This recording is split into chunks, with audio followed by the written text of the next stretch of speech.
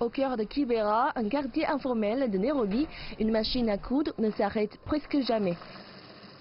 Elle bourdonne jour et nuit et produit rapidement des tissus qui gardent cette équipe occupée. Il travaille avec amour, c'est une mission de miséricorde. Il fabrique des masques pour les distribuer gratuitement à la communauté locale. Les masques sont l'idée de David Avido. Créateur de mode, il ne savait rien de la fabrication des masques jusqu'à ce que le Kenya rapporte son premier cas de Covid-19. Alors que le reste du pays s'efforçait d'acheter de l'équipement de protection, il regardait ses voisins qui n'en avaient tout simplement pas. Les masques étaient trop chers pour eux. Il a donc décidé de commencer à fabriquer des masques pour eux. Le gouvernement kényan a publié une directive rendant obligatoire pour tous de porter un masque en public. Mais le coût de ces masques reste hors de portée pour beaucoup et c'est pourquoi le travail que ce styliste fait est si important. Les gens de retour ici dans le bidonville, la plupart d'entre eux gagnent peut-être 300 shillings ou 400 shillings ou 500 shillings en une journée. Et ces mêmes personnes, elles ont une famille à nourrir et d'autres dépenses comme le loyer, emmener leurs enfants à l'école. En faisant des essais, des erreurs et des recherches, David a rapidement appris ce qui entre dans la fabrication d'un bon masque.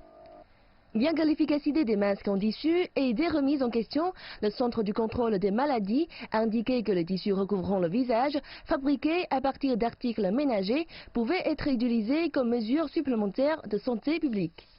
Aujourd'hui, Avido coud 2 couches et laisse une poche où les utilisateurs peuvent ajouter une serviette pour servir de filtre.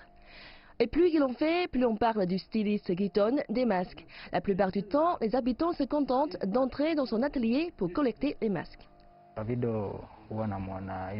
J'ai l'habitude de voir Avido sur Instagram. Alors maintenant que cela est arrivé et que nous devons être en sécurité, j'ai réalisé que je devais aussi me protéger.